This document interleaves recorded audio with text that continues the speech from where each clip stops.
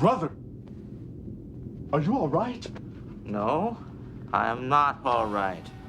I just shared a bottle of Kanar with Damar. That rhymes. You're drunk. Of course I'm drunk. Does it classify as drunk if you're still inebriated from the night before? I mean, would that be drunk or would that be blissfully That's Navy hungover? No, that's Navy sober, remember? That's just establishing a new norm. That's all that is. Fair point. Fair point. So, welcome, everyone. Hope you enjoyed last night, whether you were quarantined or not, or under a curfew or not, because apparently that's a thing in the U.S. now. Which, sometimes I understand why, other times it's like, you're just trying to make it look like you're doing something, aren't you? And there were some really almost creepy devoid images shared in the last couple days from places like Times Square where it was essentially empty and devoid of people actually moving around. It almost looked like a scene from an apocalyptic movie. And speaking of apocalyptic movies, does anyone want to mention that bit of foreshadowing or possible prediction in I Am Legend with that design of the Batman billboard? Someone? I'm not aware of this. Did someone knows? I've never seen the movie. Oh. Wait, you haven't seen I Am Legend? No, I have The not. old one or the new one? Well, the Will Smith version. Okay. So, early in the movie, he's walking through a overgrown segment of Times Square because they set it in New York City, post-apocalyptic, similar to virus type, similar to zombie types. It really is a weird thing going on that they don't really explain in the movie. The book, they actually do give a good background to it, so it's easier to understand. But again, not going to spoil it for people. But yeah, in that scene, there's a billboard for a Batman movie, and the logo used, the version of the bat signal used, is strikingly similar to the one used in Batman vs. Superman. Which wasn't a thing until how many years after? Give me a minute, I'll look that up. Yeah, Batman v Superman, right? Yeah. And because if I remember right, I Am Legend was 2016 for Batman v Superman. And I Am Legend, I think, was 13, I think. I thought it was older than that. Oh, you're right. It is 2007. Yeah. Because I was going to say, it was around the time that I was... almost a decade between the two of them. Yeah. And so, who copied who? And I wonder if there was someone in the production crew of I Am Legend who just happened to be on that relaunch of the DC universe. Well, movie universe for him.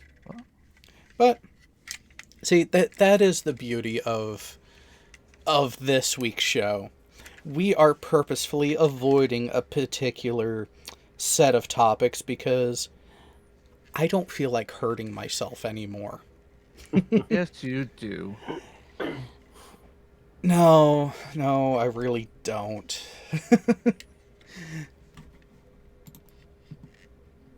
Alright, so nobody in the written credits. Let's scroll down to the producer crew here. Yeah, the production crew is going to be where it would be at, or the creative team, as it would actually be be called. I'm just looking side by side. Wow, executive producer for Batman v Superman, Steve Mnuchin. Same on both? No, Ah. I just happened to notice it. Oh. I'm But actually trying to compare them side by side as I go. yeah. Oh, well, you're looking at. We definitely had an interesting time deciding what subject to actually go with. Oh, what do we got here? So yeah, just scrolling through. Don't see anybody. Don't see anybody. Not seeing any common names. Nope. Fans of each other's work then. Very well possible. Or someone doing something like that thinking, "Hey, let's Ooh. avoid a bit of licensing." Art direction. Oh, what companies were the is it the same company that produced it? I'll be honest, That way I they can't can't. remember. I mean, 'cause if that's the case, that would make more sense. Let's get through all the garbage. Nobody cares about these people. You might want to tell Gio we're live now. I got it. That should be showing us as live. Yep, we're live. Unless the notification didn't go out. It's YouTube. It very well could have. But this time I also did tweet about it 5 minutes before. Yeah, I just sent one too. I don't see you guys on my sub page. Oh, YouTube.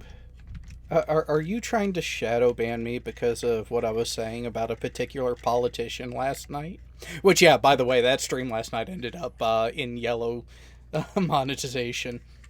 I'm not surprised. I wonder what it was that tipped it off. It may have been the fact that I was calling out a particular junior congresswoman.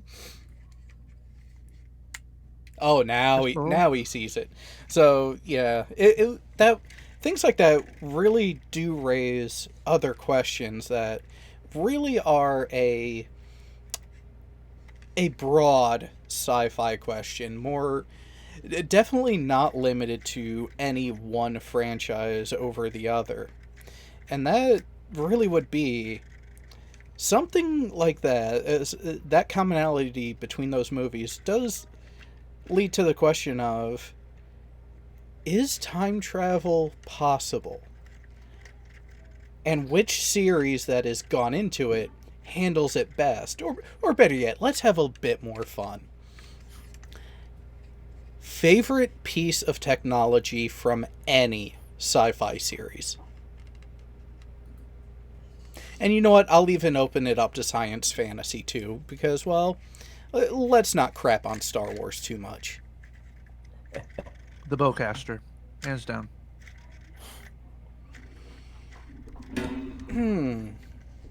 Stop playing with your springs there.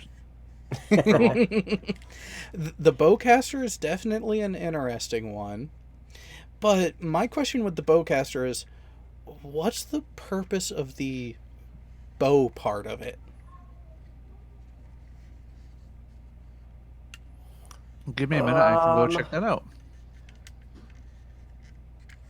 You've got to separate the power sources because they're so strong, and if they're in close proximity, they'll attract each other and explode in your hand. Let's just go with that. That would be interesting, but a technical breakdown of the bowcaster was something I'll admit I have not gone into, but with the other energy type weapons that they utilize in Star Wars, and the fact that some of them even have a projectile base to them. Yes, I know. I'm going to the prequel trilogy with that one, because if they are a purely energy-based weapon, why would the turrets need a shell casing to be changed out afterwards. And I'm thinking opening scene to episode 3. Yeah. To projectile fired metal. Okay, so there was an actual projectile to it that was just encased in the energy portion. Huh. And there are some that are fired pure energy, but most variants were 24, some were 8 to 10. So there being an actual projectile to it does make a bit more sense. But if that's the case, wouldn't there have been some sort of Yep. string? It's basically a handheld railgun. I was going to say that was a possibility. But you'd think with a magnetic field that powerful, that would affect anything that you're carrying. But it could be There's a reason why cyclical. it's sci-fi fantasy. It could also be cyclical. There could be that bit where it has a quick charge rate, so it's not constantly energized. No, it's not just that. Let's say that it is an instant discharge. You've got the magnetic field and then the discharge of the bolt. When that magnetic field kicks on, that bowcaster is immediately going to be sucked to your chest by whatever's there, and you're going to shoot yourself in the chin.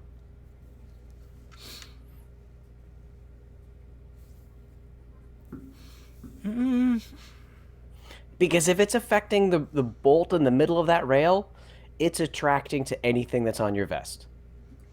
Depending on the material, because keep in mind, what did we learn from your Cavendish when it came to magnets? Oh god, don't fuck with magnets, and they will screw with you. Speaking of which, my magnets. Oh, let me see if I can do this. I've got my magnets, Jared. They're awesome. See if I can change cameras. Which one are we? We're not that one. No, you're on the other one. Let's change cameras. Video. Do Camera. you enjoy having the multiple camera angles now? There we go. I do. So, it's up there on the side of my bookcase. Can you see what's hanging off of it?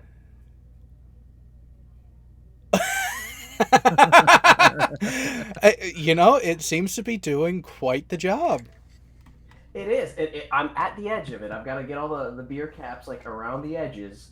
Those on the far fringes aren't holding on quite as strong, but the one below it, what's sticking out, is the bottle opener, and that bitch is on there tight.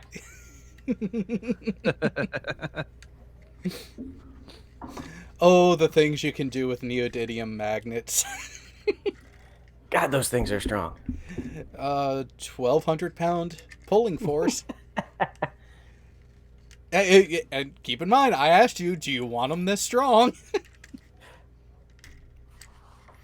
Oh, the things they've been so much fun ever since then. Yeah, nothing like opening a fridge door with them, too. My kids want me to give them the bottle caps now so that they can throw it up there. I can't. They support my habit. I can't see anything wrong with that. Man. It'll teach them accuracy, So the Google moderator team.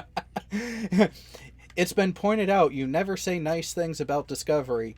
This has to stop or else. Apparently you haven't been listening because there have been a couple nice things that I've said about Star Trek Discovery. I think Gio's answered it right there, too, for you. That is one of them. It'll be over eventually. Probably soon. The characterization and casting choice of Pike, that was a good one. Yeah. Now, trying to say it's part of the Prime timeline when it was apparently and demonstrably not, yeah, that's where issues begin to arise. But, well, so Jay has already given what his favorite piece of tech is. What about you, Furball? Because I'll admit, I've had a hell of a time trying to settle on one. I don't have a favorite. I've got a couple that are fun and interesting to me. My current modern favorite is the portal gun. That would be a good one. Rick's portal gun. So much fun with that thing. Because it's not just a handy mean of transportation, it's a way to fuck with people, it's a way to send people away or bring monsters towards you. And I almost bought an umbrella that had the handle was a portal gun, and when you opened it up, the inside of the umbrella was the portal. Hmm. You know what you need to do for Christmas this year for ball? What's that? You need to buy a fake tree and set up portals. And have half the tree going through I've each seen end. that done. Ah, that would be great. I've seen that It'll- done, and yeah, that is tempting. But the question is, what orientation do you go with? Do you stick with just a vertical split, or do you try to bridge a corner and change the angles? I've seen the angles done. That one's pretty fun. One of my old pieces of tech that I really love, and not really, I don't know if you'd consider it tech because it's the whole basis of the show, but it's the communication system from Quantum Leap. Ooh. Oh, that's a good one too. Because it makes sense but doesn't make sense. I mean, there's no physics behind it whatsoever. I mean, you've got somebody in a different timeline and somebody else standing in a holochamber, pretty much a holochamber without force fields, projecting that back in time. It's a really great concept. Oh, well, is it a different time? Well, is it supposed to be a different timeline, or is it supposed to be the same timeline? So Al is in current time, and he steps into the holochamber current time, Yeah. and it's projected back into Sam's mind history time. Well, no, I get that part. It's the whole, isn't Sam supposed to be back in time in the same universe along the same timeline, just fixing things Yes. yeah, so that's where, how do you get information to precede causality?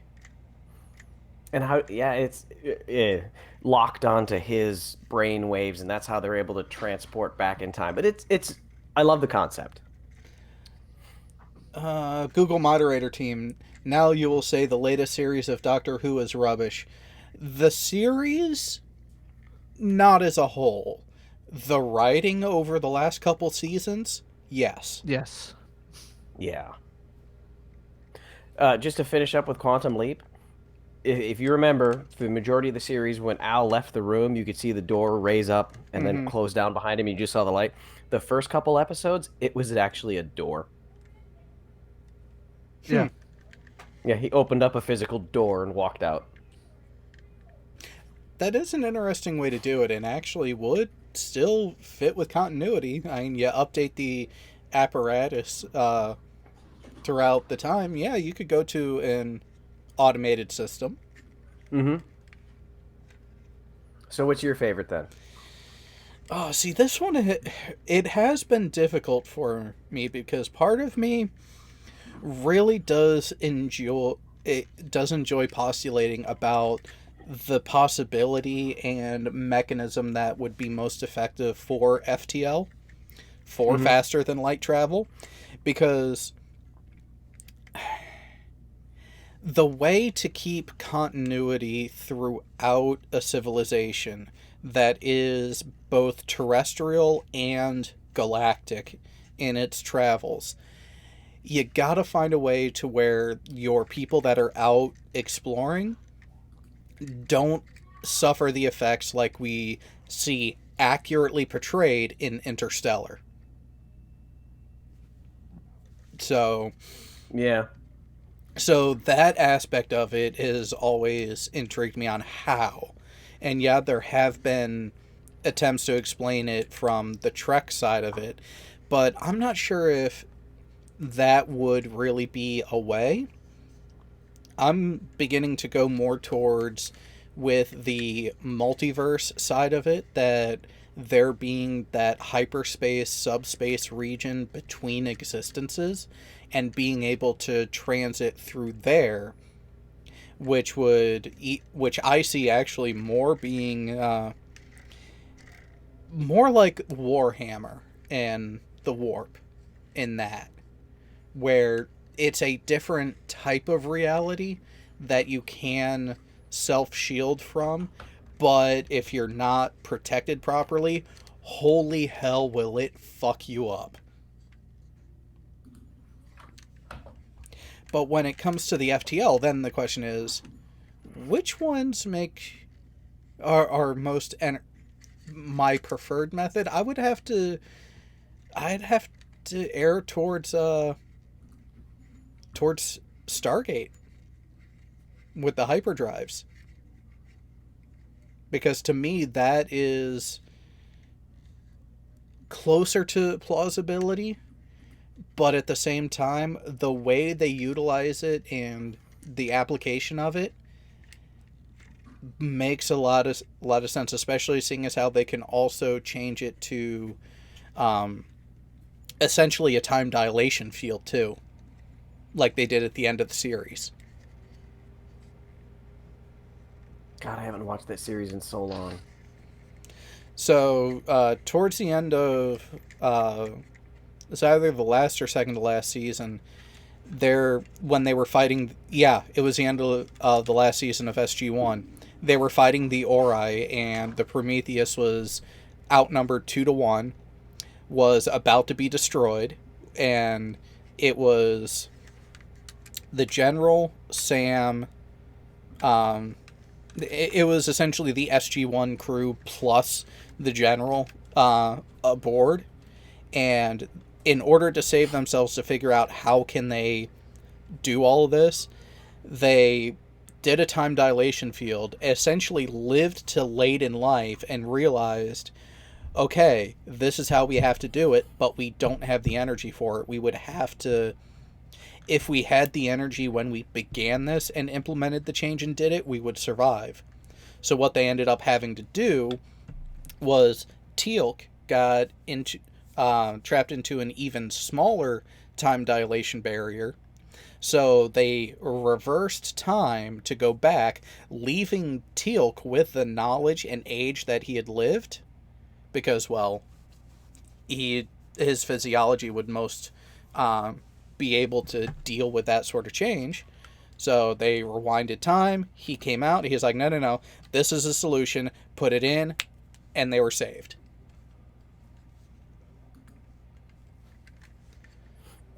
So, Google moderator team had an interesting question. Who would win a scrap between a Borg cube and the Death Star?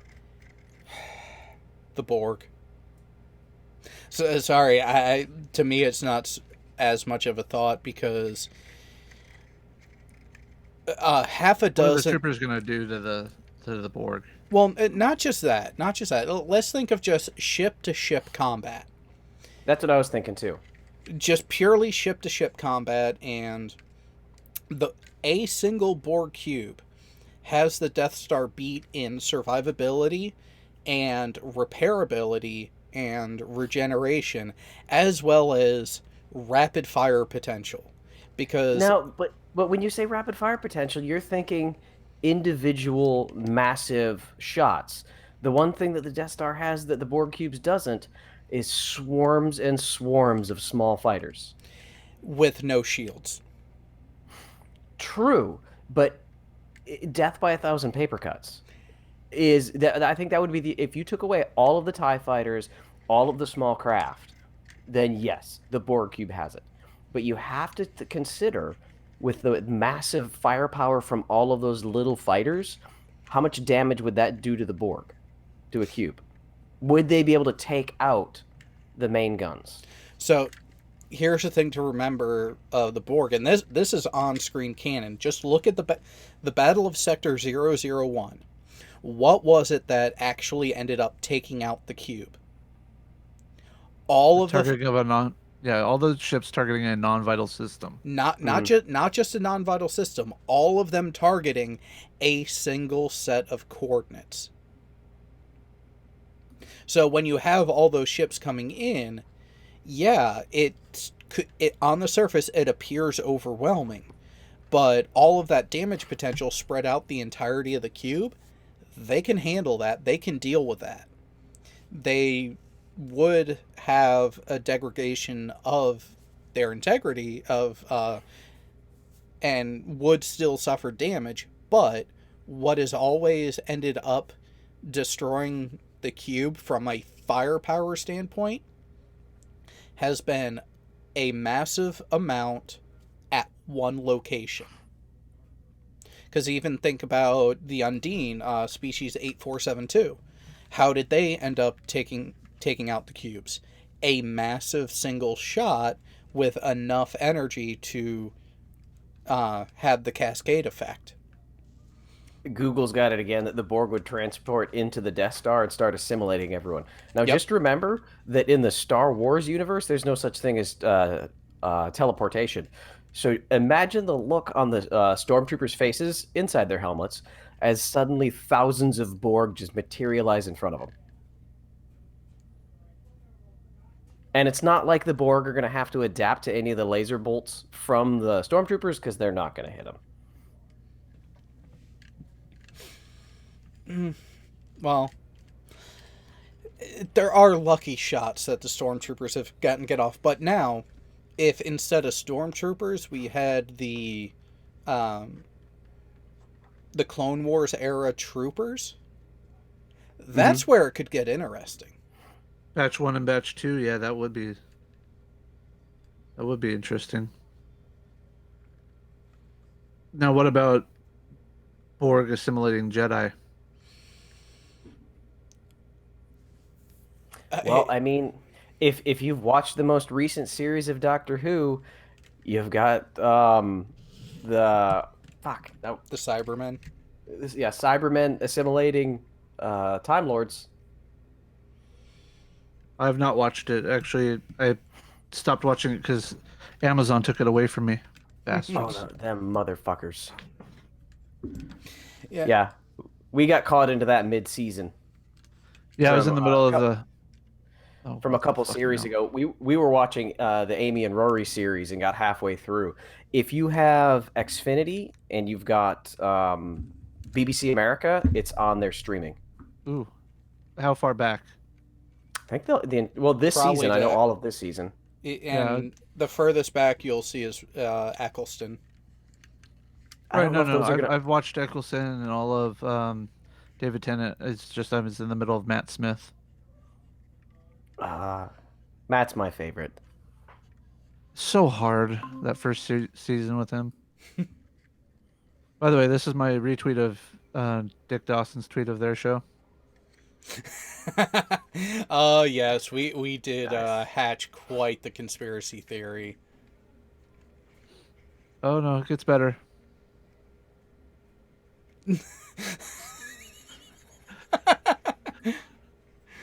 You know what? It's lending truth to it. But, and here's the thing. Actually, after going off air for VTW last night, myself and a couple other panel members hung around and ended up chatting, and one of the questions that came up was the opinion and view of Doctor Who, especially over the last few seasons. I'll be honest, I didn't have a problem with them going with Jodie Whittaker to replace Capaldi. And I'm pretty sure I said this to a number of people at the time. I just hope the writing improves. Mm-hmm. Honestly, the biggest problem I've got is that historically, they make you love the companions as much, if not more, than the Doctor. That's why I've watched the Amy and Rory series, beginning to end, probably 5 times. Clara, same. You fall in love with Clara. Rose, you love Rose. And then every once in a while, you get kind of a shitty Doctor or a shitty companion that's not the greatest, but they're okay.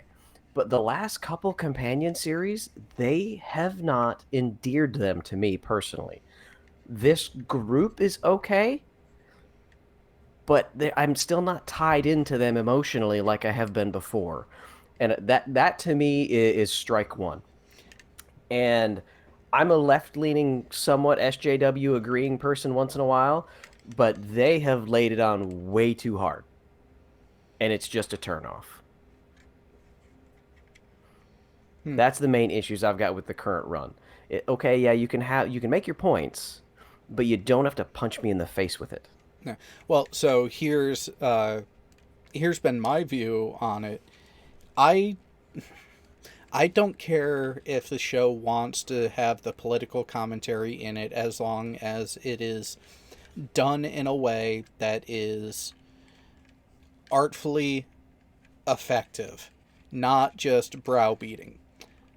Also, the major complaint and criticism I have of the writing of the recent couple seasons of Doctor Who, you already started to touch on it. When you get into the Eccleston, Tennant, Matt Smith era and all the variants of the companions throughout that segment, the writing was, as us as the viewers, we are right there with the companion. We are viewing the Doctor through the eyes of the companion. But lately, they've had... so, essentially, de facto, the actual main characters of Doctor Who have been the companions, not so much the Doctor, from a writing standpoint. They've gone away from that. And by going away from that, the quality of the writing and the effectiveness of the storytelling have taken a hit. Jay, have you gotten to the end of Amy and Rory? No, I have not.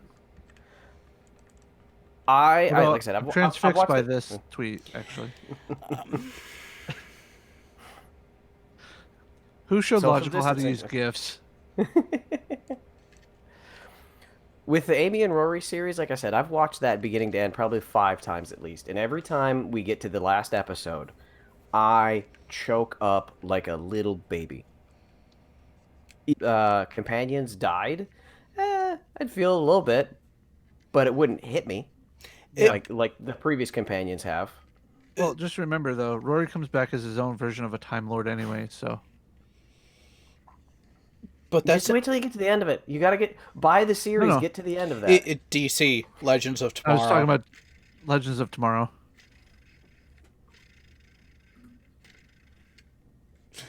Yeah.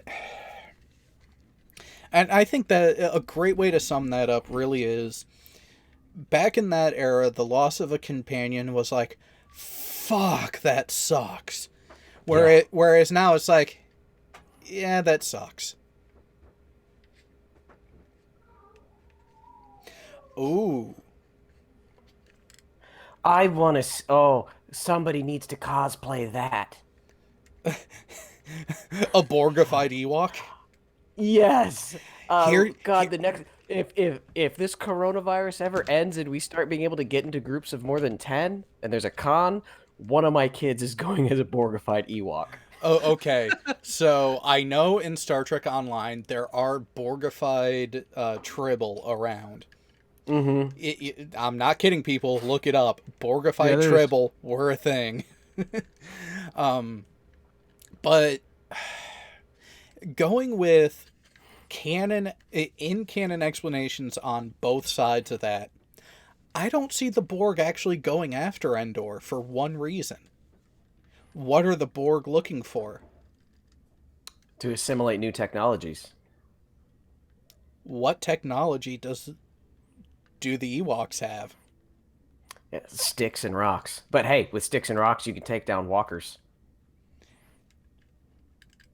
This is true. And The only reason they might get assimilated is if the Borg viewed them as intellectually superior enough to need their intelligence. Ooh, now see that Geo just suggested something that I see actually combined canon as possible. Ewok infested by the Flood from Halo. I don't know Halo. That'd be interesting. Borg is just looking for love and acceptance. and puppies. Well, no, I said we're not talking about that, so yeah.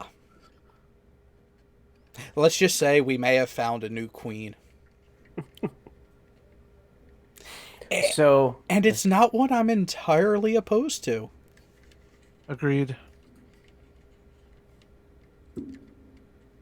not that caught up yet. You will not be disappointed. Okay. So back to the topic of the show, tech from things that are not Trek. Have you guys watched much of Black Mirror? No. I've caught early on. I haven't seen any of the more recent ones. So episode 3 from season 1, where they have the grain implanted behind their ear and it records everything. Yep. That's an interesting concept. But this is where I love Black Mirror because it gives you something that, oh, look, it's benign and whatnot. And nope. Oh, God, it goes off the rails so horribly bad. But, and see, that's the thing. Effective writing and storytelling will give you stuff like that to where, and that's where some of those stories, especially mid season 1 and beginning of season 2, it hits you. It's like, oh, it's that emotional gut punch in it too. So this isn't necessarily technology, but from season 2, episode 5, White Bear. Did you watch that one? Mm-hmm. Oh God, that's an awesome episode. So if you're only gonna watch one episode of Black Mirror, episode 5, it's in season 2. There's only 3 episodes per season. It has a twist at the end. The whole show, you think it's going one direction, and then there's a twist at the end that makes you go, what the hell just happened? And then you kind of agree with the sadistic side of it. We're Yeah. military. We agree with most things that are sadistic. Yeah, that was a good one. I haven't watched the most recent season, but Black Mirror's got really good writing. It really does, and which one? I'm looking at the actual series list now. Yeah, I've got it up too. There was one in the first few. Yeah. Which one was it?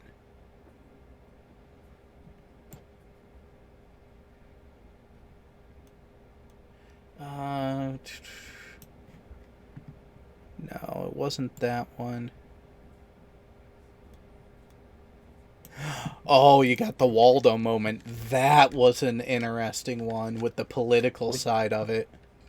Oh, which one is that one? The vulgar animated comedian Oh, yeah. that Oh, ends yeah. up getting popularity and ends up getting told to run for office. What about the episode?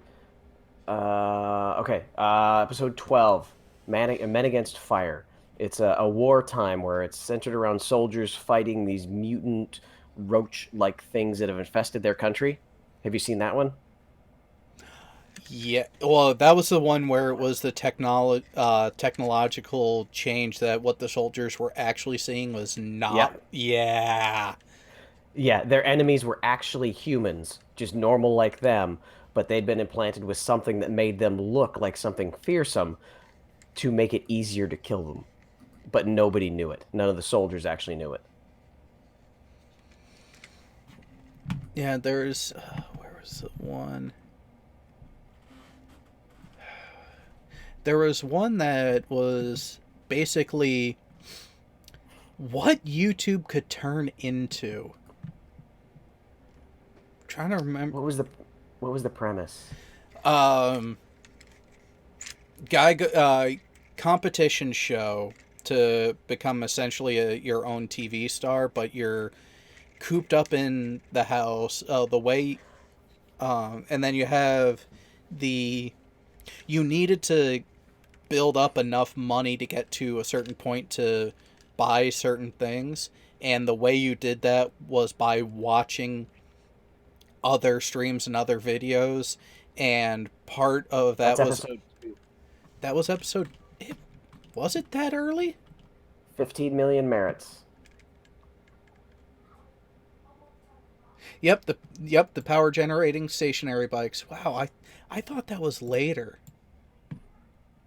Because God, you have to admit on that one where Guy loses it when he gets to what he was trying for, and it doesn't go how he expects, so he lost his shit, and it ended up being turned into that's his character that gets him everything.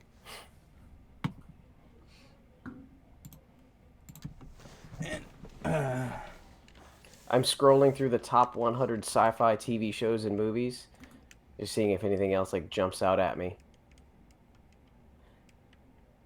So, I love the weird tech from Eureka and Warehouse 13. True. Especially because That was well, that really goes into the whole thing about, in Myths and Legends, how much of it was actual magic and how much of it is misunderstood technology. Yeah. From Warehouse 13, I love the football. Yes. Does that thing ever stop? I don't think it just goes around one orbit and they catch it on the other side. That whole... and the way it's just so casually, oh, here it is, catch, all right, go. Yep. And that is yet another masterful stroke in the production and writing of the series, in that you have things like that are played off as so ho-hum, so boring and run-of-the-mill. But when you are watching it for the first time and it's like, well, what the hell was that? and the characters in the show are just blasé about it. It's just like, Has anyone watched Avenue 5 on HBO? Have not. No. I don't have HBO. I am not aware of. I'm still in the process of catching up on The Expanse, which, again, Who's hosting that now? Yeah. I have Avenue 5 pulled up right here. Make sure this is it. That was Anamorphic Mind, right? That asked about it? Yeah. Is this what you're talking about there? Comedy sci-fi? Even better. Oh. Wait a minute. Is that Hugh Laurie? Yes, Hugh Laurie. Josh Gad, Zach Woods. All right. That looks interesting.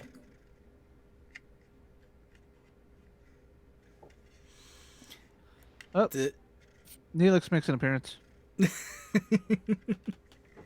And is there a sci-fi series he hasn't made an appearance in yet?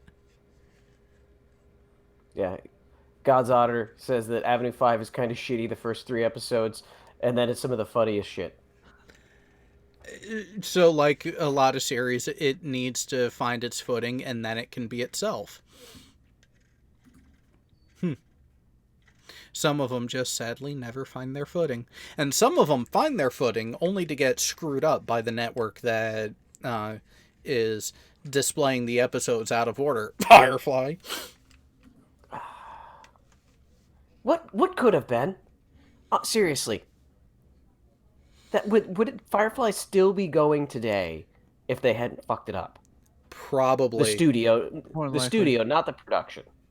Oh yeah, it was entirely Fox that torpedoed that because the first bit, I mean, they didn't have the faith in Joss Whedon to run another series.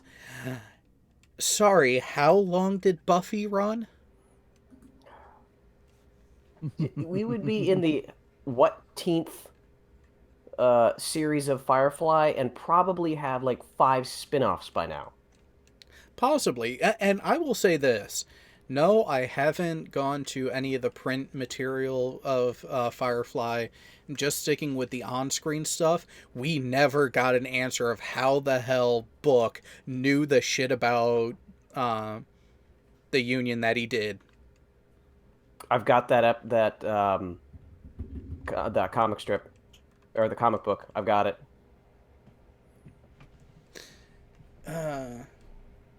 Is Avenue 5 Red Dwarf with passengers? You know, I've heard the comparison. Uh-oh. Ooh. He's been in too much. Ethan Phillips. Wow. Okay, I gotta read this one. So, yes, it is a bad joke. It is a joke from Gao. Should you ever decide to visit my area of Germany, you gotta race around the highway ring around the metropolitan area with your motorcycle and measure your time. It would be the best ever Nuremberg trial.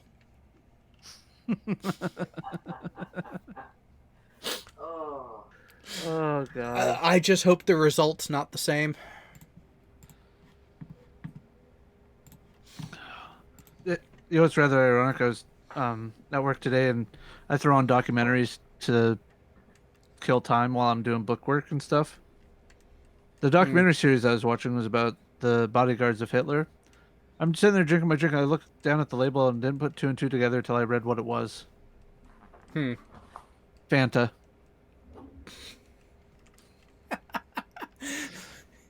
I'm just sitting there, I'm like, oh, the irony is not lost on me with this one. My coworkers are like, what are you talking about? What am I watching? They're like, something about World War II. I'm like, uh-huh. What's this I'm drinking? They're like, Fanta. I'm like, do you understand the connection? No. I'm like, oh, God. I have to explain this to you.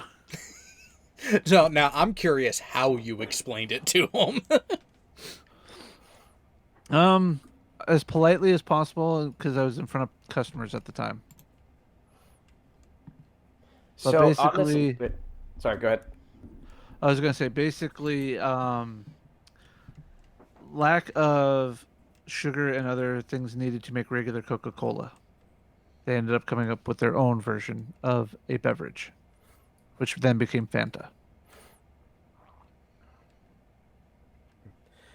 So I'm looking at the top 100 sci-fi series.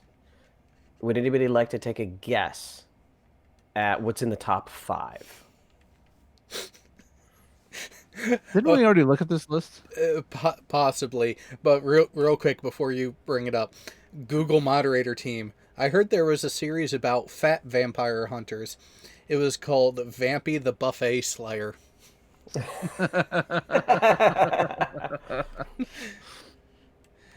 Oh, and on the other hand, it could also take a car. That would mean it's a Nuremberg rally. I don't think the last rally in Nuremberg really went that well either in the long run.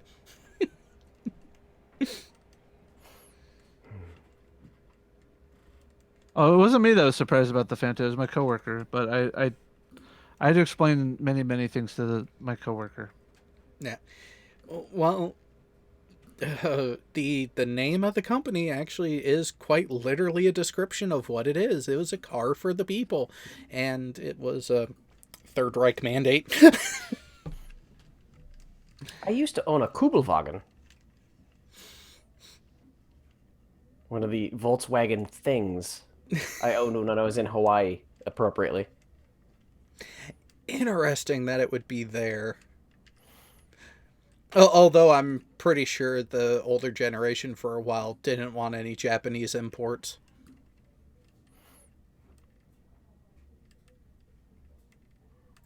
Yeah, now it's nothing but Japanese there. Wait a minute, there's an actual racetrack now at the former rally grounds? Oh, okay, yeah. Yeah, I will... Oof, that is tempting. That is sounding like need to rob a bank and go have some fun. But so this list. Now let's make sure it's not a list written by a German. Schindler's not on there anywhere, but that's the good one. This is a Rotten Tomatoes list. Oh, even better. Yeah. So this is top 100. So start throwing out guesses for the top 5. Top 5. The Orville. No, I'm just kidding. Asshole. You want to know where the Orville is? I know where it is. I have the list up. It's at 100. There's no way the Orville should be at 100 for any reason other than it's new. Which is actually a fair reason. Okay, you said the top 5, and since I'm looking at the same, I'm sure I'm looking at the same list as you. I can agree with number 3 where it's at. It could be a toss-up with number 4. I could agree with that. Okay. Sadly, I've never watched number 1. You never watched that version of number 1? I have not. Ooh. So to let everybody in, we'll go from 20. Humans. I've also never watched Humans. You're not missing much there. 19, Quantum Leap. 18, Babylon 5. 17, Futurama. Absolutely appropriate. 16, Counterpart from 2017. Never heard of it. J.K. Simmons? Never heard it. Yeah, that. I think it was. It's Stars based. That's why. It's an espionage series about a murderous world, Mysterious world. world hidden beneath the surface of our everyday existence. 15 is The Outer Limits. 14, Orphan Black. I've also never watched that. That is an interesting series. It's pretty much a female version of Robot. And 13. Oh, go ahead. well, I think Orphan Black came first, though, at least the American version. 13 is The Twilight Zone. The classic Twilight Zone. Yep. Okay. 12, Firefly. Okay. 11, Fringe. Good series. Never watched it again. 10, Expanse. 9, Black Mirror. 8, Stranger Things. Now, if Stranger Things can be 8, the Orville should not be 100.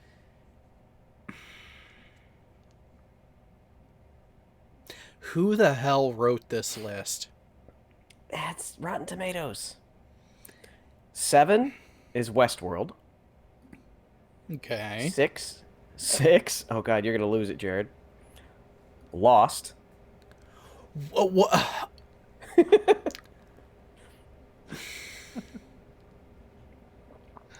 There You just may made him be punch his computer screen. Okay. an addendum in here that says Lost minus the last season. No, Lost started going downhill before then. Number 5, Original Trek. Number 4, Next Gen Trek. Number 3, The X-Files. Number 2, Doctor Who. Okay. And number 1, Battlestar Galactica. Fuck. Wait a minute. Original or redo? 2005. Oh, The redo? Yeah. Fuck you. No, if you really wanted to piss him off, you should have said it was Star Trek Voyager.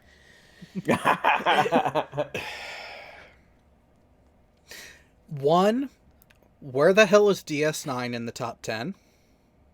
Oh, yeah, that's- Hold on. Voyager's at 34. Should be lower.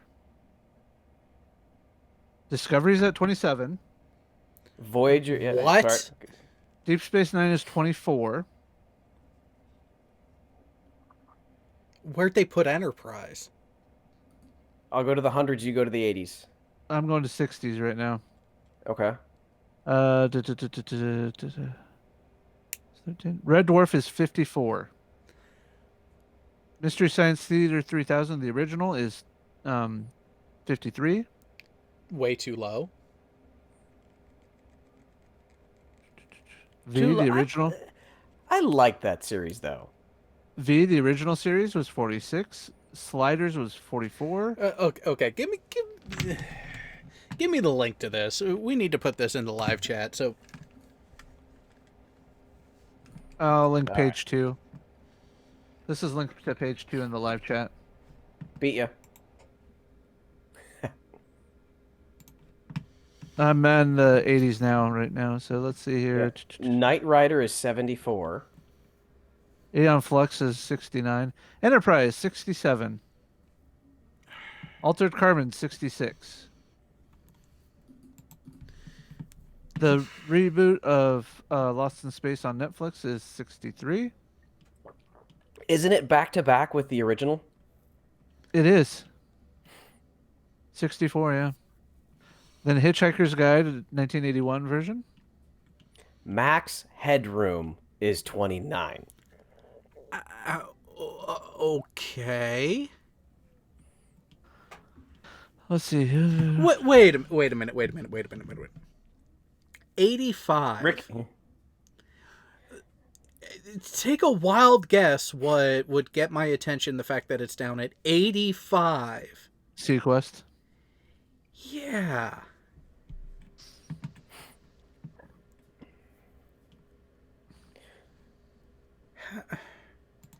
You know what? This is primarily based off of their critics' ratings, not the viewer ratings. Although, yeah, Andromeda down at 78. Yeah. Okay, so here's the caveat at the top of the list. Science fiction is often celebrated as a forward-thinking genre that promotes peace among all life forms, but deciding which sci-fi series is the best. That debate could start an intergalactic war. To determine which series is the supreme ruler of the sci-fi genre, we took into consideration the tomato meter, data culled from critical reviews, plus a number of reputable best of lists, and sprinkled the effort with some editorial discretion, asking ourselves which shows have stood the test of time, inspired spin-offs and copycats, and even made their influence known on the big screen. Ranking each of these shows is a gore and wrestling match all its own, especially when it comes to now classic titles whose scores are so rotten they threaten to stink up the whole list. Have fond memories of the 1979 Bucks Rogers 25th Century. Hate to ruin any childhood reverie, but it stands at a ripe 33 with 15 reviews on season 1.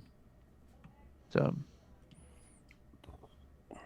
yeah, I think there's a lot of editorial discretion in some of these series. Yeah.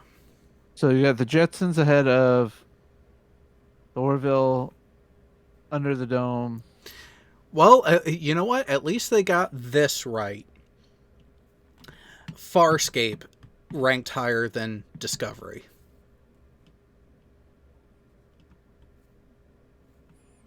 Stargate is 58. That's a problem. So, sorry, Stargate Universe, SGU, not, is that the original one? No, No, SG1. SG1. Yeah, it was SG1. Warehouse 13 is 56. SG1 is 37, with Discovery at 27. Excuse me? Editorial discretion. Excuse fucking me?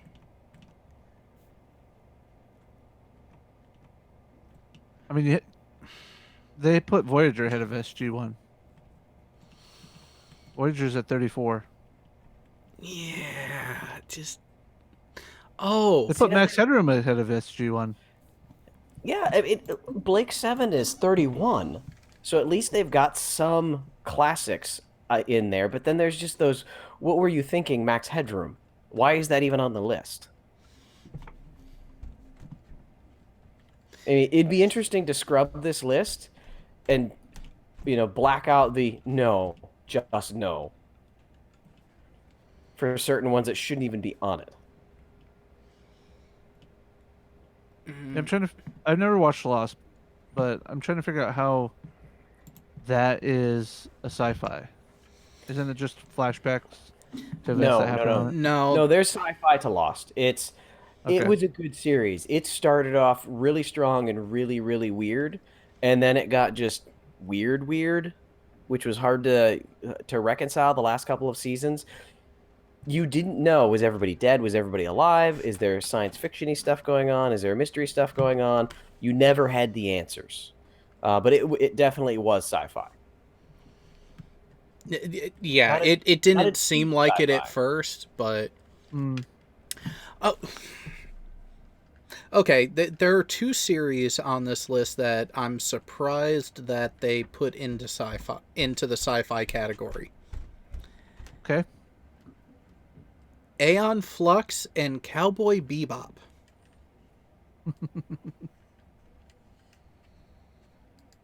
Both series I've enjoyed, but I'm not sure if I would put them under sci-fi. Well, it is. Now, Aeon Flux is it, set in the futuristic world. I mean, that's now here's where I'm torn. 94 and 93 is Mork and Mindy and Alf. Love both of the shows, but is this the list for that? No, those are definitely and Third Rock. Yeah. yeah. Those were sitcoms. Yes, there was a sci-fi element, but that was not the premise of the show. Yeah, it's like the Orville. I mean, if you compare the Orville with Mork and Mindy or Alf, the basis for the Orville is space and funny. For Mork and Mindy and Alf, it's funny And and space. Yeah. Now, here's one going through more that I'm surprised isn't lower. Okay. Number 71. Hold on. Let me get to that section. God's Auditor says Okay. Aeon Flux is absolutely sci-fi. Oh, again, I'm not sure if I would put it into a competition of sci-fi TV series. Same with The Land of the Lost. Love the show, but is this the list for it?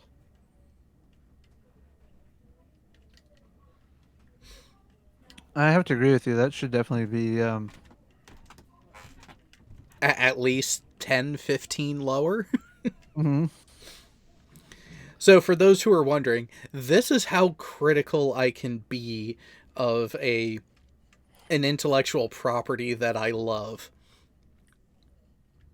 The early 2000s miniseries adaptations of Frank Herbert's Dune, ranked 71. I'm sorry, but for viewing content, that should be lower on the list. Again, something I never watched. I'm trying to think of something now that I'm stuck at home with the kids. I want to find some old sci-fi series that I've never watched to watch together. NANA has a point. If Third Rock and Alf counts, the Homeboys from Outer Space counts.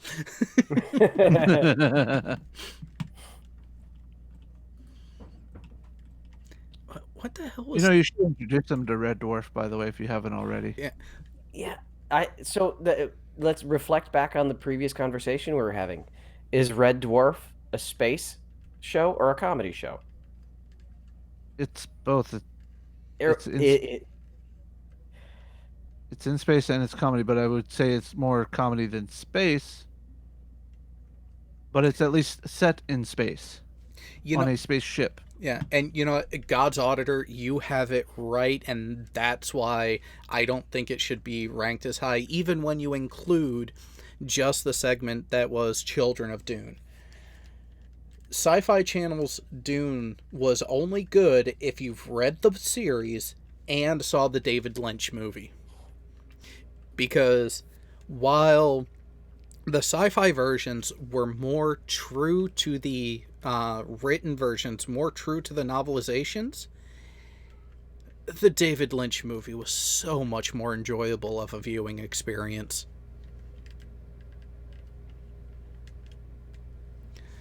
And I'm actually surprised to see Altered Carbon so low. Yeah.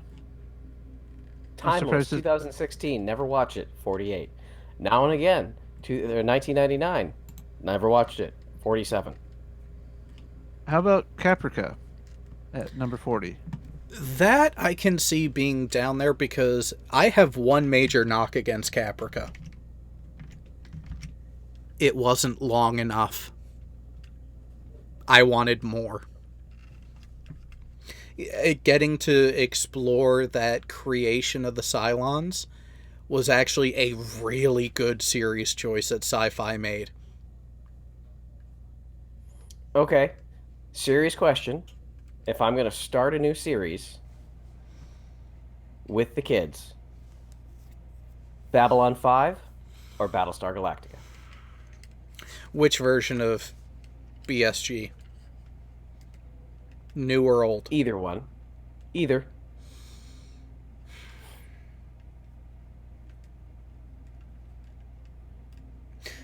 Anamorphic Mind. Both versions of MST3K are on there. Yep, they are. And I would agree that should those be on the list? Not necessarily. Because they're not really sci-fi based. It's a sci-fi undertone. Yeah. Oh, well, there's that, and there's the fact that it's... The original ripped into the old sci-fi B movies. I mean, come on, gotta give them some credit there. And the premise of it on why he's being tortured, tested with those movies is kind of a sci-fi premise. Especially being stuck on the satellite of love. It is, but I mean, that's the undertone, not the overtone.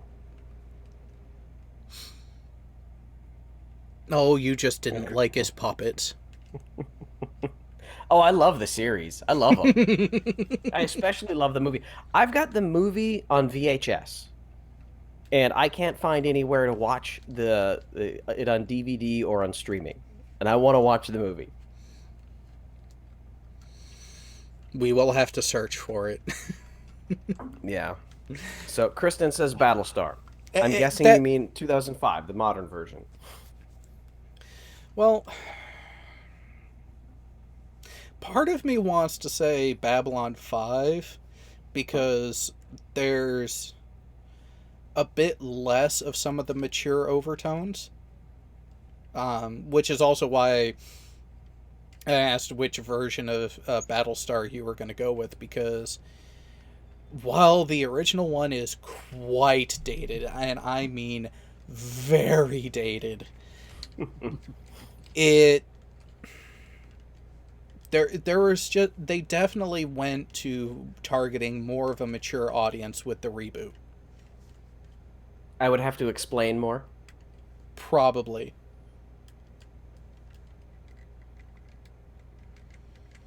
Yeah, I don't want to have to explain anything. I already had to explain to my son what those two little things were below his pee-pee this week.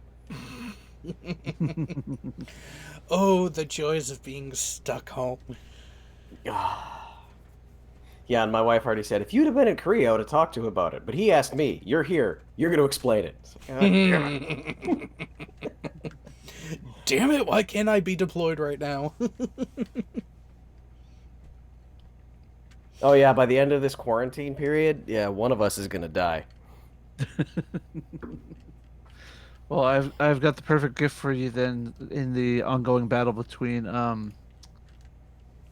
Dick Dawson and Logical Troglodyte. Okay, let's see what's going on next. Nice. I'm not Too dead yet. Too soon?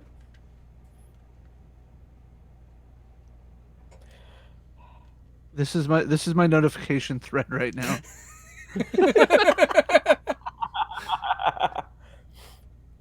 Uh, Always look Look on the bright side of life.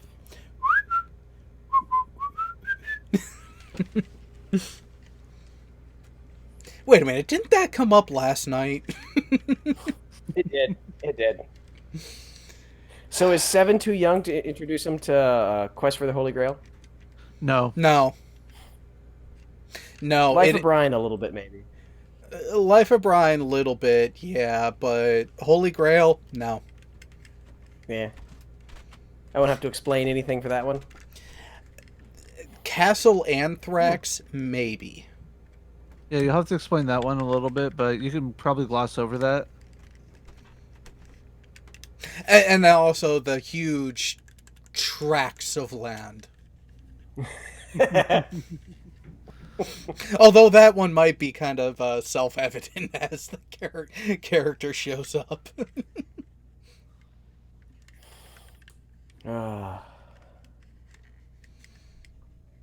See, that's actually how you can tell good comedy, when it makes multiple generations laugh, no matter the knowledge base going into it. Whereas a lot of your intelligent humor gets lost on people because they're freaking stupid. But that's the best kind of humor. When you've got to think about it for about 3 seconds. And then it hits you. Yeah, if there's that moment of, wait a minute, did you... Wow. Those ones are the best. Yeah. Although, getting actually to catch up on other things, we do have an update. There is an elevator company, or for those of the European persuasion, a lift company named Schindler. So, shit you not, there is a Schindler's Lift. Oh god. How many... No, just no. Ooh, here's a good question. How many of the original members of Monty Python's Flying Circus are actually left? I think We just lost most of them. We've lost one a couple weeks ago. Yeah, I think it's just Graham Chapman and the one we just recently lost. Why can't I think of his name? Terry Jones and Grant Chapman are gone. Yeah. All the rest are not long for the world, but you know. Yeah. They're also in that group that if they catch the current, disease. I was going to say, is anybody else hearing Furball Robot? I did a little bit there. Am I roboting? Not now, but you were. Not now. Yeah. John Cleese, Terry Gilliam, Eric Idle, Mike Palin, Chapman dead, Jones. And roboted again. God damn it. And I'm doing nothing here. Maybe that's the problem. Are the kids playing too much fun on their Oculus? I don't know. They're in a different room. They might be. Yeah, I was going to say, if they've started doing something that is internet specific and required, that would do it too. They might be out there playing Job Simulator. Wait a minute. Did you actually get them that? Or did it come with? Yes, they wanted it. They've been watching Jacksepticeye, haven't they? I don't know who they watch, but they watch enough people on kids' YouTube because we've banned them from adult YouTube.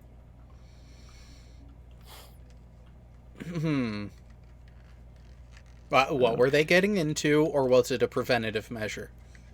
Preventative measure. Okay. My daughter is generally pretty good. My son's a little bastard. No. But, yeah, it was preventative. Oh, I found a new tweet for you guys to discuss, and it's about the current climate around our nation and around the world. You know, there But were. what?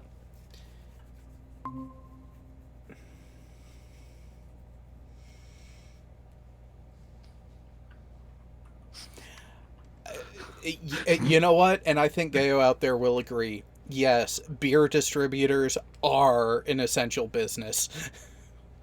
But why is wine and spirits not?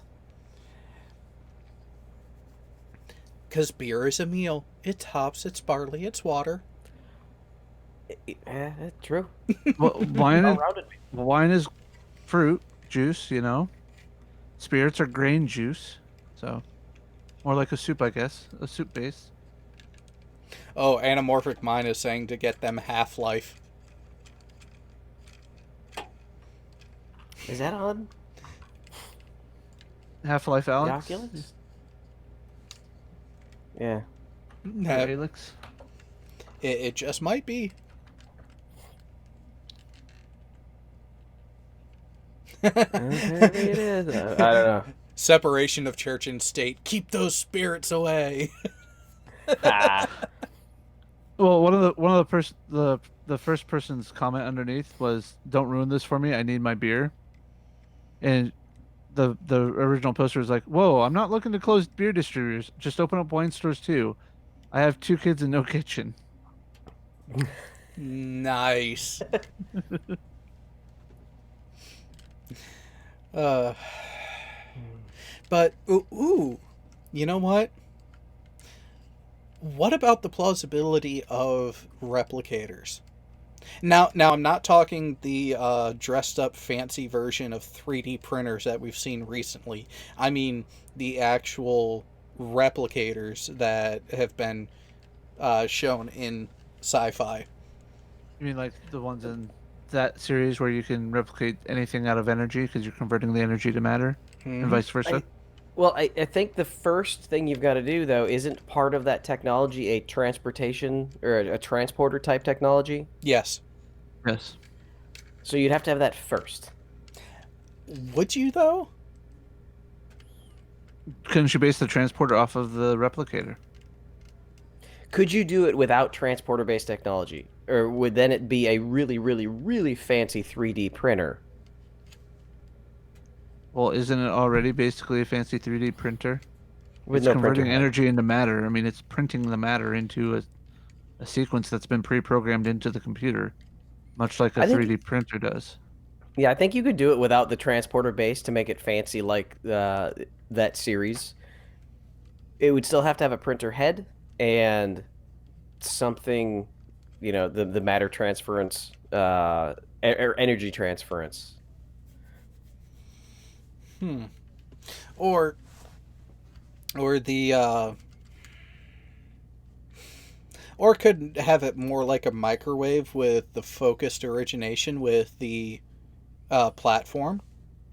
You wouldn't necessarily need a printer head type from that. But then again, with the amount of energy, would you really be able to see in there with such fine detail anyways? I mean, we are doing just that, an energy to matter conversion. And you'd be doing it at the molecular level. Yeah. Oh, you know what would be fun? Talking about replicators. Tron.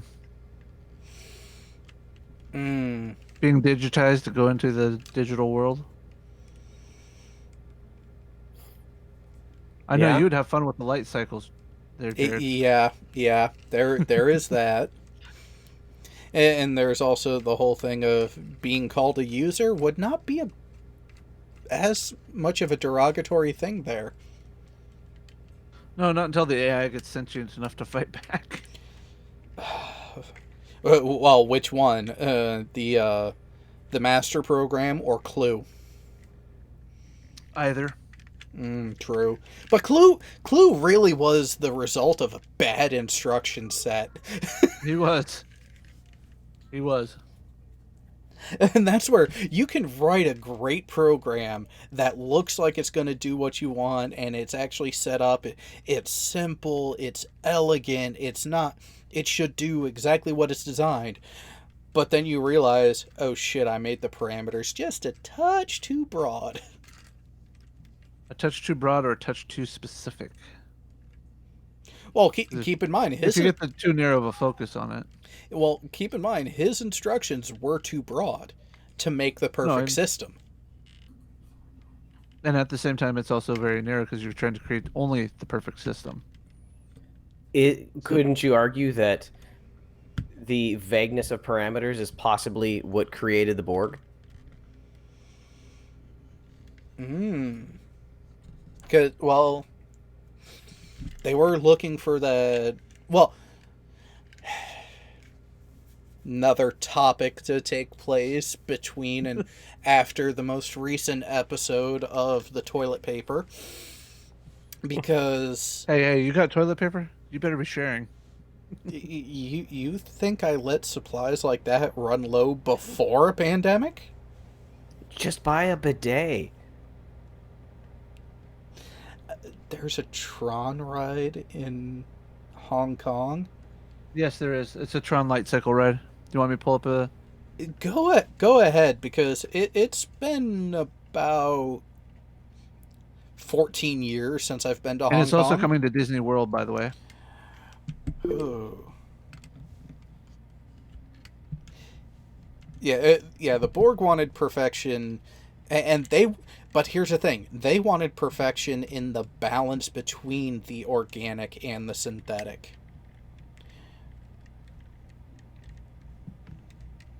Which does raise into question, why were they looking at him, at Data, as... Well, why was the Queen looking at him as a curiosity? Huh.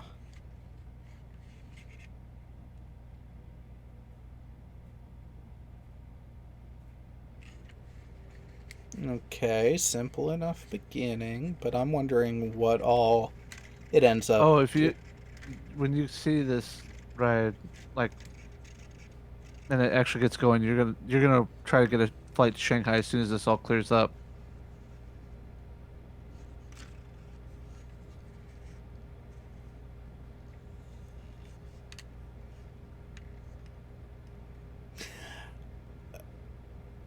Okay, yeah. Looks fun, but I will say this. I'd want to ride that at night. I would too. Which, there was actually a, it was a short roller coaster ride, but it had similar building-related changes like that in Tokyo that I rode a while back. Actually, I have an image in one of my folders where you can see the track going to an opening, and it looks like it's just going into the wall and stopping. I think that if I know why they do the mass train ride on this, because lines and all that, but it'd be nice if they had a version where it was like a single rider where you could literally just ride it like one person at a time.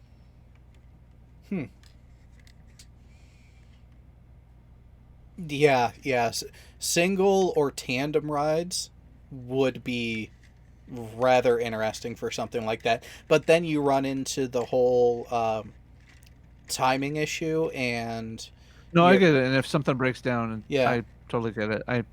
I just think it would be fun if they could, maybe like special night, take off all the excess trains and do like one at a one tandem set at a time. That would be interesting. Or set it up to where, like, have groups of up to 6 people, so you have the 3 tandems together, but no more than that. That could be interesting. Oh, it would be... I just thought of something. I don't know if it'd be feasibly possible. Is you take that... Here, I'm actually going to turn on my camera just so that way I can use my hands here and people know what I'm talking about. So, imagine you take off together in a tandem, and then eventually at one point it splits off and you do 2 different tracks and come back, and when you come back up like you were. Almost like when the Voltron lines get together and then split up, that type of thing. That would be fun. That'd be trippy. It would, and I'm also trying to think of the engineering aspect behind it. That would... Not impossible from a programming standpoint, even with just a basic PLC, as long as your controls for speed regulation are the same and tied together and linked, and you don't have a deviation of track length between the two, it'd be Uh possible. oh. Google moderator team is asking the forbidden question. Oh, it's not a forbidden question. It's just Shall I bring up a galaxy map now? plot.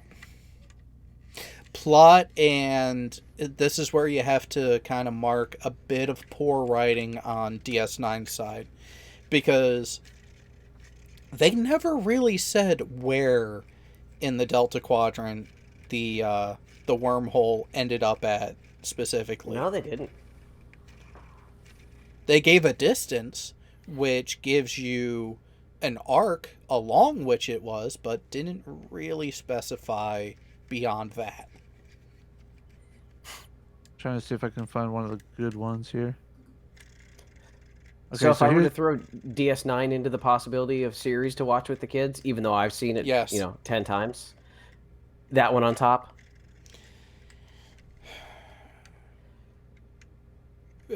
Compared to what else? The other options? Yeah, the previous options. Okay. Yeah, I would put that towards the top of the pile. I would too. Okay, so this is just somebody's rendition of the Voyagers, where Voyager ended up, and where the Bajoran wormhole is. This looks like it would be a shorter distance, but it could also yeah. be way over here, or it could be way over here. It could be closer to here. Well, depending on the actual arc, but Yeah.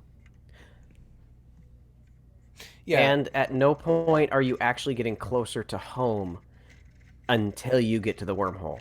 Yeah. Yeah, and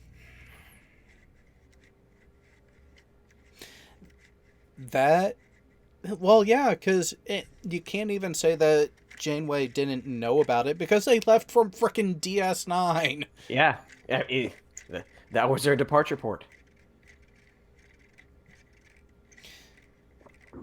So,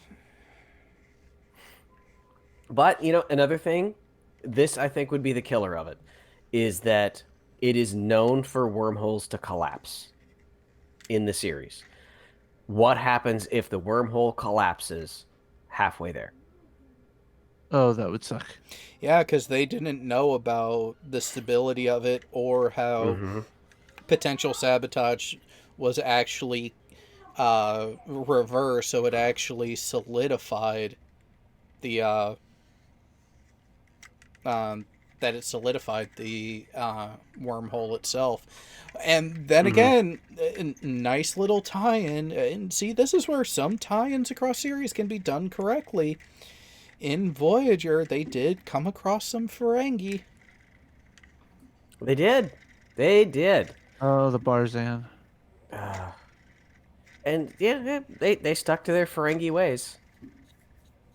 Yeah, they saw an opportunity and capitalized on it. Oh. I haven't seen this map of Trek Online.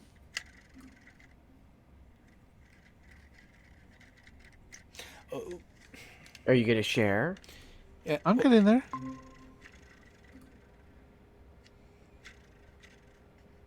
yeah, and it's a bit disjointed, so you don't get a Yeah. true representation of Yeah. where you are on that side of things. So Yeah, and S2000 GT has a good point as well. They would have run into the Dominion. But a single ship offering to barter and not raising waves throughout. Because the Dominion didn't really care about Starfleet until they started messing with some of the cultural stuff. So if you look, like early on, they kept a leery eye out, but they didn't really do anything. They didn't really threaten anything. It wasn't until they believed that you've gone too far. Like, they were fine with them coming across and doing trade and exploring and gaining knowledge. But once they started setting up outposts and colonizing, That's when the Dominion was like, oh, hell no. So you kind of can't fault the Dominion for being angry like that, for that. And you kind of have to see where not just the Federation, but how the other cultures that went across and established settlements like that, you kind of have yourselves to blame.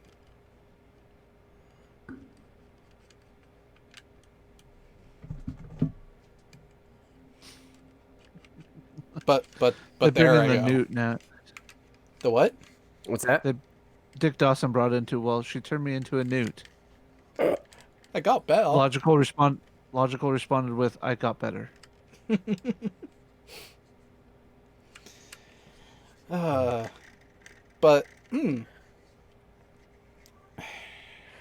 I should probably dip out sometime over the next 15 minutes or so. I gotta go start making supper. you're not the only one. There's a Time to reason. fire up the grill. There's a reason why I plan this for the time that I did, because it does work as a good lead up to that, and also gives a good reason for us not to run over time. Which S2000 does have another good point too. No 7 of 9. Yeah. I don't think I responded to that poll. I thought better of it.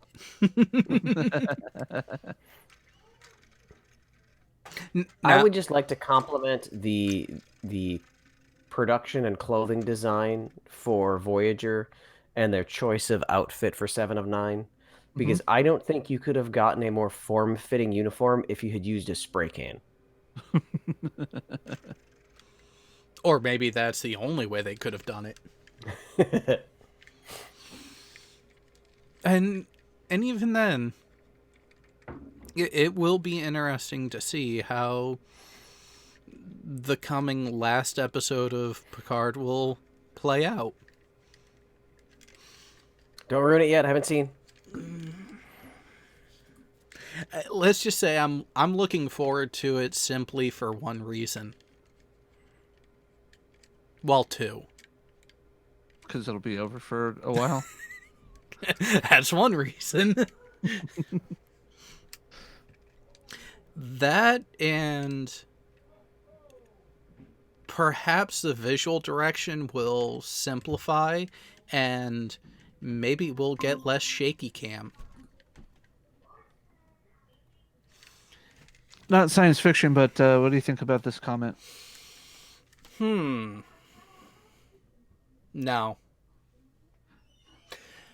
good movie. Good movie. I love that movie. Not the greatest of all time, though.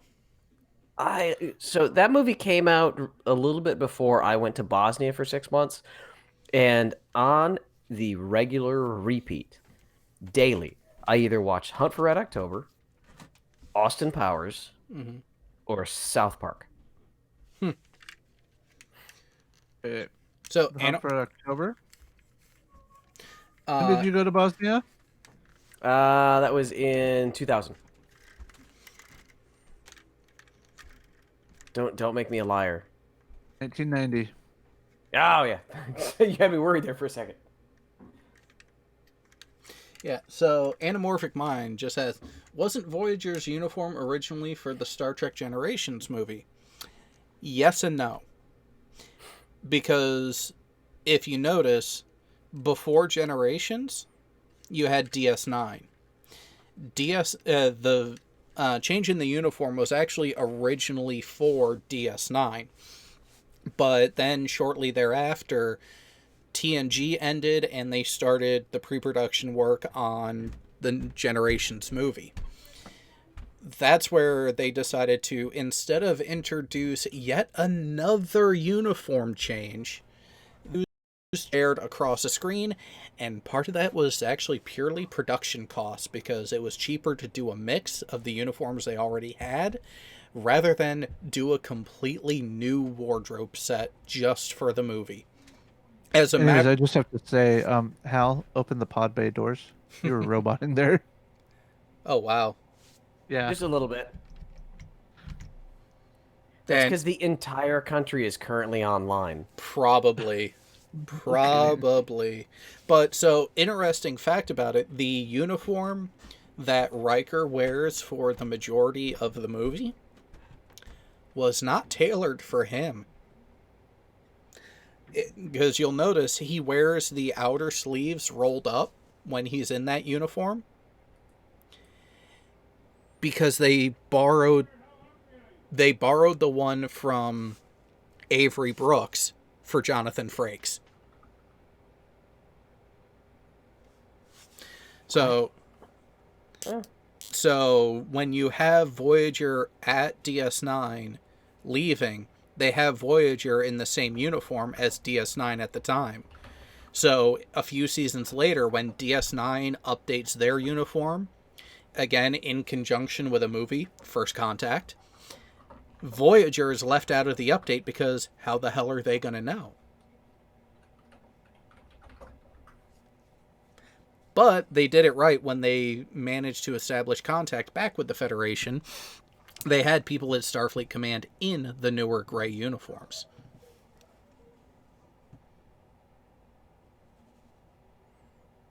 Now, as much as we could bicker about continuity and why would they have so many different uniforms and timelines and shit like that, I've been in the U.S. military for 20 years.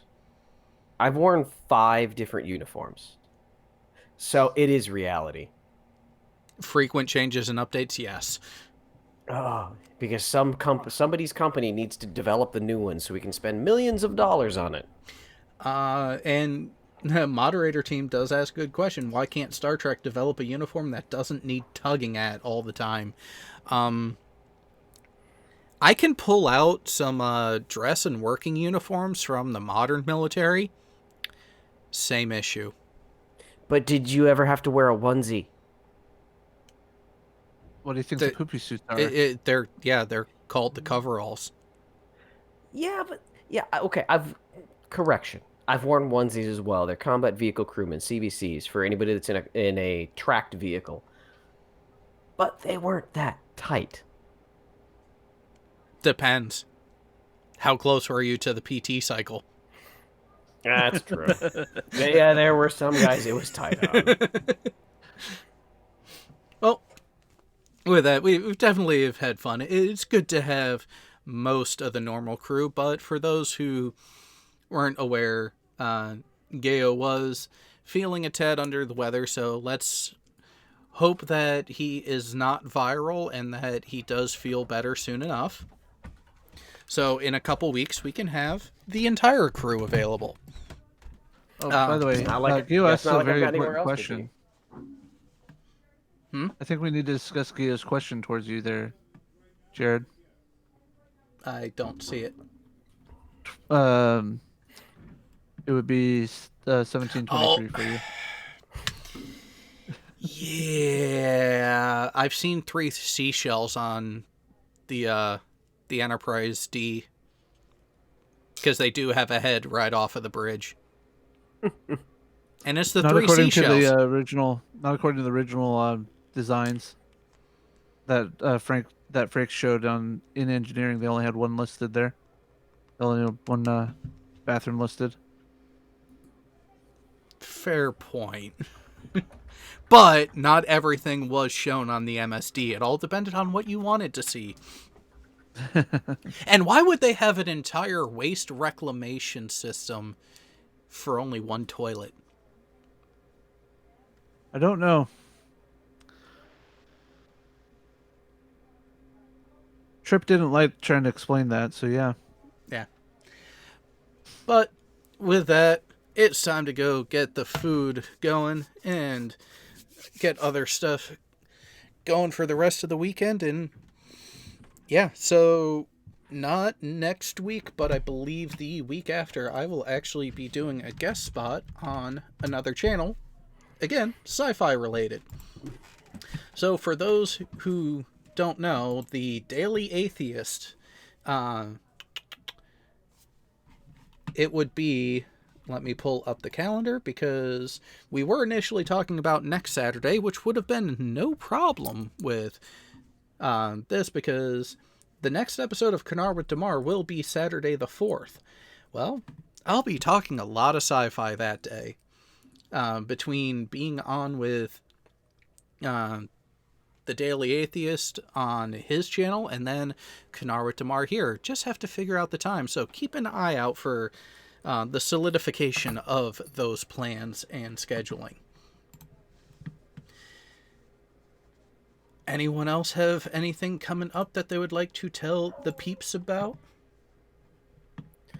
Yeah, I'm just stuck at home. There's nothing going on at work, and we've been barred from going to the office unless you absolutely have to. So, stuck to constantly checking my emails. Which, hey, there's none right now. Thank God. Well, I don't, but I think Karis does. Ring my bell to be a special subscriber. Yes, and with that, thank you all for showing up. We will see you on the next live stream. Later.